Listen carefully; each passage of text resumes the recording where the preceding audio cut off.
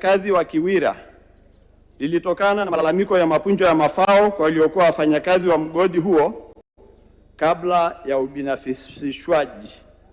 Baada ya kuwasilishwa kwa malalamiko ya mapunjo hayo na chama cha wafanyakazi migodini na ujenzi, yaani TAMICO, serikali ilifanya ukaguzi maalum kupitia mkaguzi mkuu wa hesabu za serikali, yaani CAG, mwezi Novemba mwaka 2008, na baadaye iliyokuwa Wizara ya Nishati na Madini nayo iliunda timu ambayo ilihakiki madeni hayo mwezi Disemba mwaka 2015.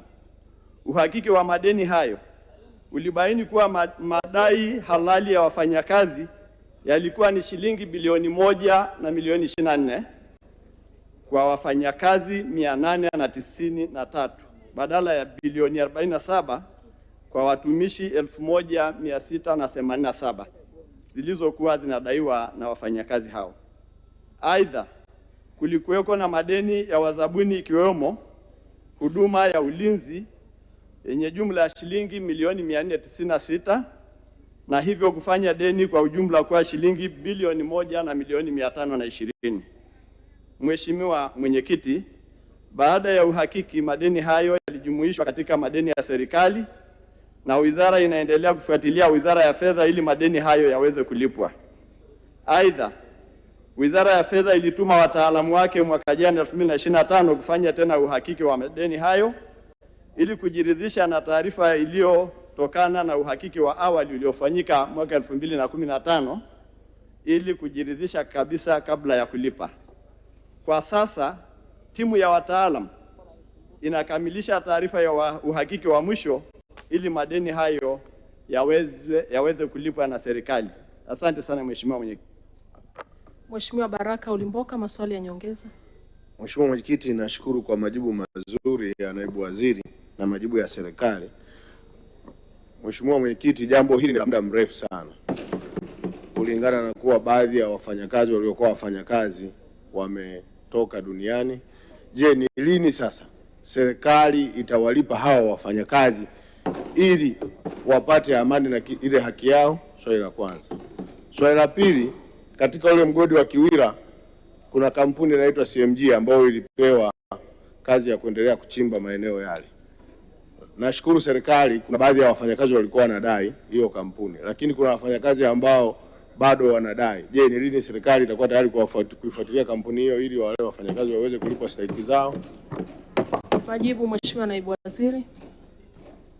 Mheshimiwa Mwenyekiti, kwanza nimpongeze Mheshimiwa Ulimboka kwa swali hili muhimu ambalo limefuatiliwa sana kwa muda mrefu, na hata na naibu waziri wa ujenzi ambaye ni mbunge wa jimbo la Ileje ilipo mgodi huu wa Kiwira amekuwa akifuatilia swala hili mpaka wizarani.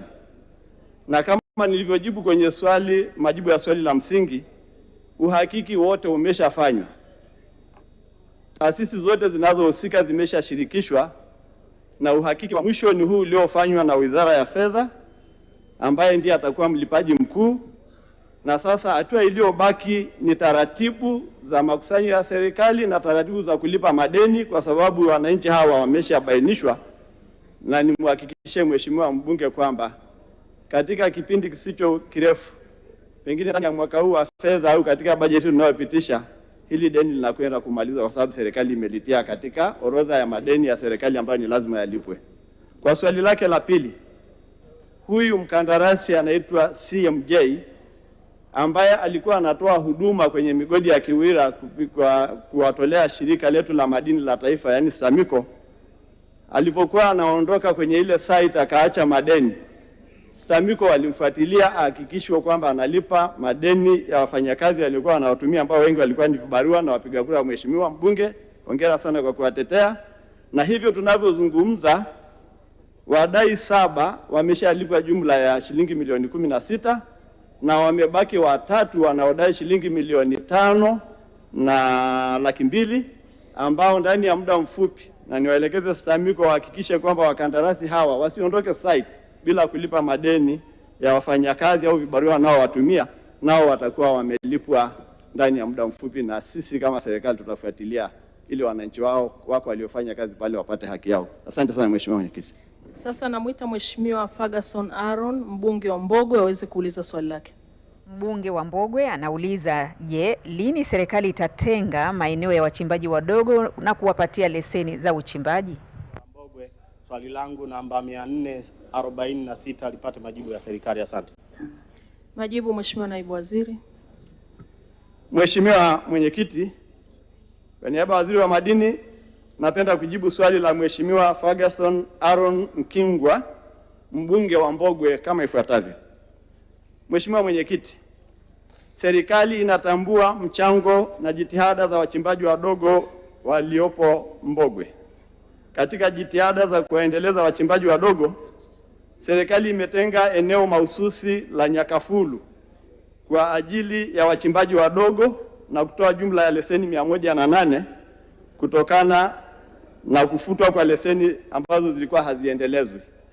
Hatua hii inaonyesha bayana dhamira ya serikali katika kuendeleza, kurasimisha na kukuza sekta ya uchimbaji mdogo hapa nchini.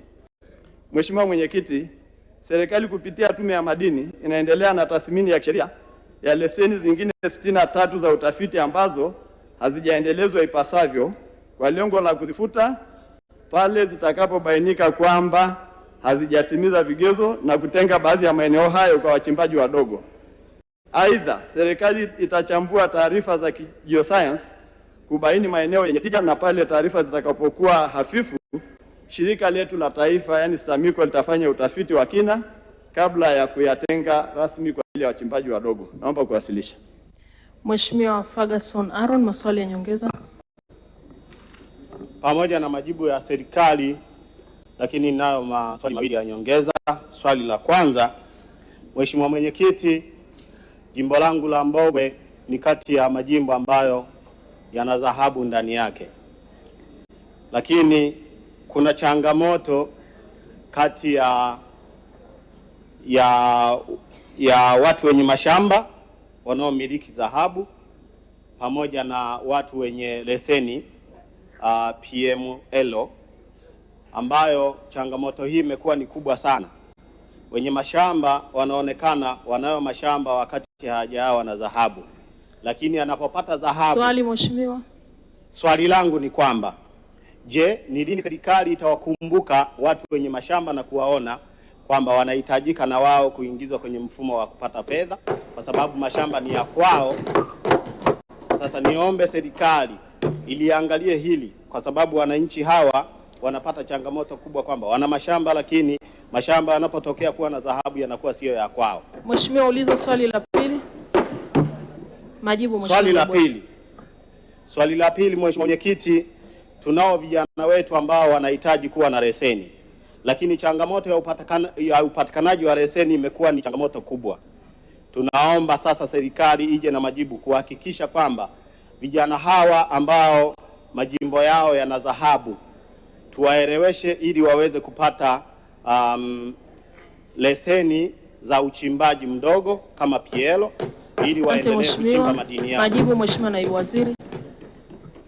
Mheshimiwa Mwenyekiti, kwanza nimpongeze sana Mheshimiwa Mkingwa, mbunge wa Mbogwe, kwa jinsi anavyowatetea wachimbaji wa jimbo lake, lakini kwa jinsi ambavyo ameanza vizuri kwa kuweka maslahi ya vijana mbele, kundi ambalo na sisi kwa kutambua umuhimu wao katika kujiajiri kupitia sekta hii, serikali imekuja na mpango unaitwa MBT, Mining for a Brighter Tomorrow, ambao ni mpango unaokwenda kuwawezesha vijana waliojipanga waweze kupata maeneo ya kuchimba. Kwa hiyo hata nipende tu kuanzia na swali lake la pili kwa kumwambia kwamba vijana wa Mbogwe wana haki sawa na vijana wote Tanzania wa kumiliki leseni na kufanya biashara ya madini. Na kama vijana hawa walibaki nyuma, maana mbunge huyu amekuwa anafuatilia swala hili kwa karibu sana, na akasema kwamba vijana wake wameachwa nyuma. Hawajaachwa nyuma, lakini kwa sababu ndio watu wameamka sasa hivi, nimwelekeze tu kwamba atakapomaliza bunge hili afanye uhamasishaji vijana wale waunganishe. Sisi kama wizara tutakuja tuwape elimu ya sheria ya madini, taratibu za uchimbaji, na yale maeneo ambayo tumetangaza kwamba tumeyafuta yatakapotangazwa wana haki popote Mbogwe na popote wana haki ya kupata leseni, na sisi kama serikali tuko nyuma yao kuwasaidia. Hongera sana mbunge kwa kuwatetea kundi hilo. Leseni bado zipo ambazo zifanyiwe kazi, zikifutwa watapata wale ambao wamejisajili kwenye vikundi au mtu mmoja mmoja.